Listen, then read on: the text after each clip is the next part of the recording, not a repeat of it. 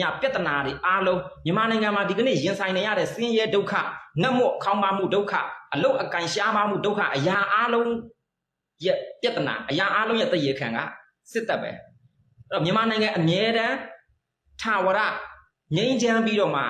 ဖွံ့ဖြိုးတိုးတက်တဲ့နိုင်ငံအဖြစ်ကိုရချင်ရင်မြန်မာနိုင်ငံမှာအကြမ်းဖက်စစ်အာဏာရှင်စနစ်ချုပ်ငြိမ်းသွားမှရမယ်မြန်မာတိုက်တော်လှန်ရေးဆိုတာမျိုးကတော့ကြာရင်လည်းကြာမယ်